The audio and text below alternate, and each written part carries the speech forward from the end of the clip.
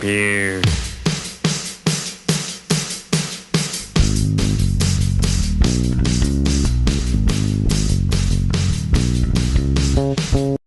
Hi, welcome back to AllForTaste. Today we're going to have one from Sam Adams. This is the Rebel Rouser Double IPA. Heard a lot of mixed reviews on this one, so I figured I'd give it a try and see what I think. Rebel Rouser IPA, 8.4% by volume, and it's got 85 IBUs. Puts it right there on the on the bottle. Bottle date. Here we go. It's got the little hatch mark or whatever in August. So it says, for brewery fresh taste, enjoy month notched, which is the August of 2015. So I'm sure it's very, very fresh. It says right here the double IPA is big, brewed with over 5 pounds of barrel. Oh, again, I can't read. So here we go. Try it again. This double IPA is big, brewed with over 5 pounds per barrel of American and Australian hops, and packed with fruity citrus pine and resin notes for a bold hop finish. Cheers! All right. Yep. There's the label. It looks kind of like the Rebel, the regular Rebel IPA, just green. Which the Rebel IPA is another one that gets mixed reviews, but I liked it. I mean, it's nothing great, and I guess that's the Sam Adams thing. I don't think they have any. I mean, I guess there's a few really, really great things, of course. Utopias and some other things are really, really good. I've never had that. It's very expensive, too expensive for my blood.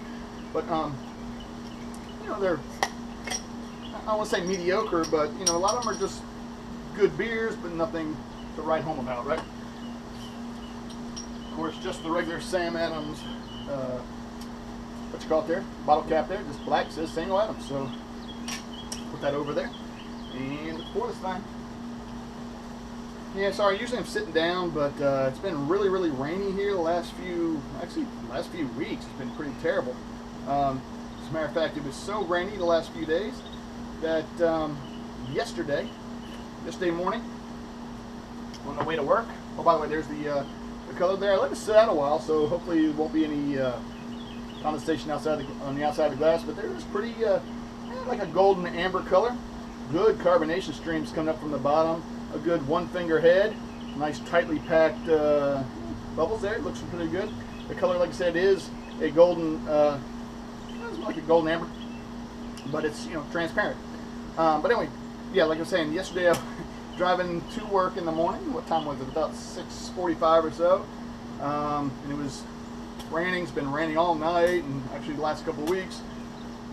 And I had to go on a bridge going from Panama City Beach to Panama City. There's a bridge that goes over the bay, and there's some standing water right at the edge where the asphalt from the road, from the highway, hits the bridge. There's a small little small little indentation, just enough for some water to collect there.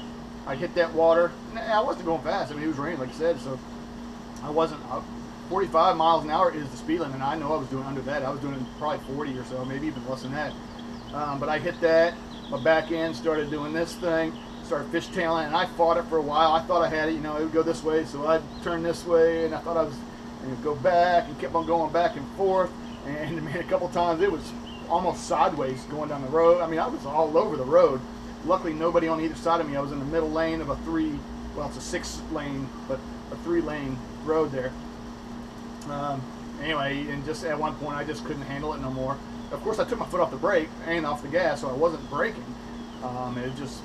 Anyway, ended up, going straight through the bridge, doing this thing, and ended up going straight into the, like the guardrail. It's a concrete guardrail to keep you from going over into the bay. Good thing.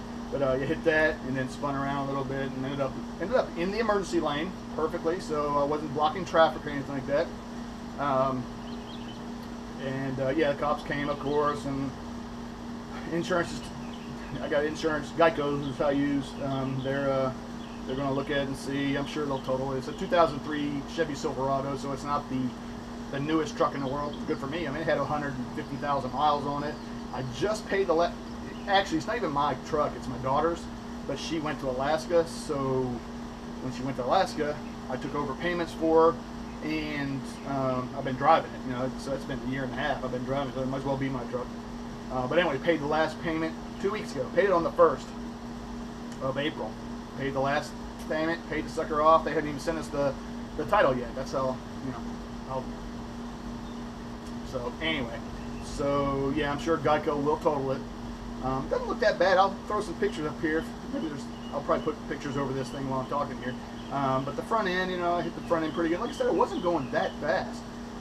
By the time I hit anyway, I mean, I slowed down. I wasn't doing that fast. And if I mean, I'm not a mechanic, I'm not an auto body person, but just looking at it, in my opinion, it's just a matter of replacing the front clip, which is, you know, the front, you know, grill, bumper, all that kind of thing, both fenders, wheel wells, that kind of thing, all the light, all that stuff. So the front clip, and of course the airbag deployed, so you have to replace all that. I tried to start it. It started right up the first time, and then it died after a couple seconds. Then I tried again, and it died immediately. Now it won't start. I think, from what I can read, when digging, stop digging in my yard. No digging. When the airbag deploys, I think, from what I can tell, it does cut off the fuel. Stop. No. Digging holes in my yard. No.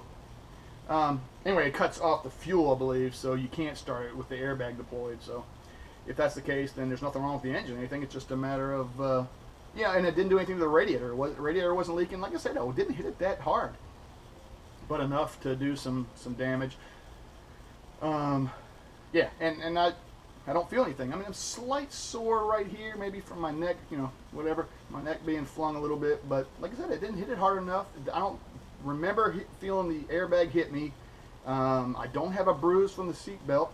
Ooh, now I'm touching it. I feel it's a slight sore right here. But, I mean, there's no bruise from the seat belt. So, anyway, sorry about that little rant. If, you know, sorry, not a little rant, I guess, my little thing about my wreck. Sorry about that. But anyway, let's get back to the beer. That's what we're here for, right? Yeah, it's been sitting for a while. Good carbonation still. I mean, it's what's it been? It's been 7 minutes, almost 7 minutes of talking.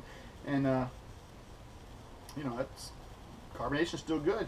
Not much head, of course, but anyway, let's go ahead and put our nose on it and take a whiff. Yeah, definitely some pine resin smell. Good citrus though. I mean, it smells like maybe some, well, of course, some orange peel, but maybe some grapefruit peel, maybe even some mango, maybe, or some pineapple. Smells good. Let's go ahead and taste it.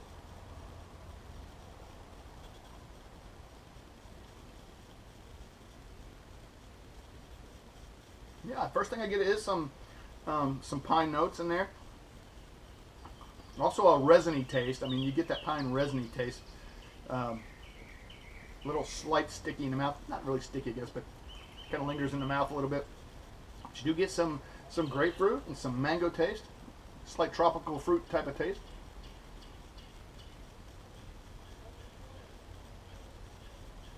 Like I said, I have let this sit for a while because I was watching, whose video was I watching? Well, I watched Tom, the Beer Whisperer, and of course I watched Jay from Louisiana Beer Reviews. Oh, and Dave from Beer Sampling with Dave. I think Dave wasn't too impressed with it. Jay liked it, and Tom was kind of, I think he liked it, but didn't think it was anything spectacular. But Dave was talking about, you know, he let it sit for about 20 minutes or so, and the flavors just weren't coming out. So I left it out for about 20 minutes, and of course I've been blabbing now for a while, so it's stop digging in my yard, no digging, no. Anyway, but yeah, I like it. I mean, I'm not the biggest, I don't know, I drink beer because I like the taste. I don't have to have something spectacular, but I like this. I really do like this. It's like caramel taste too, I think. There's a slight caramel malt type of taste in there. Oh, I was going to read off the type of malts, and guess what? I think my battery died in my. I was going to read off the malts and the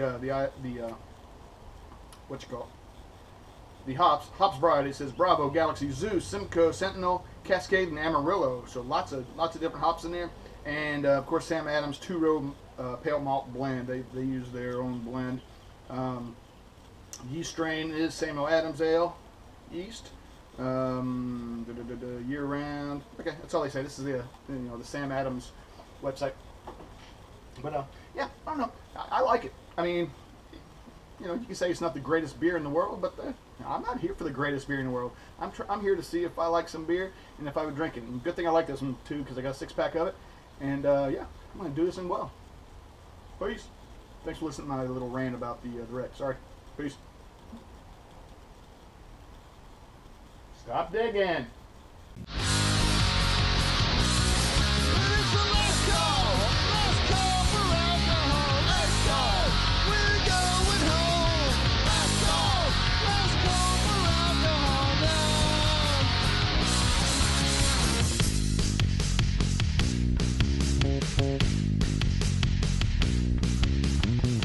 I don't believe these people are getting the idea. Look, folks, it's like this. If you don't work here, and you don't sleep here, you don't sleep with anybody that works here, well, Dennis, they only have one choice no matter, don't they? Well, that's his choice. Get the hell out!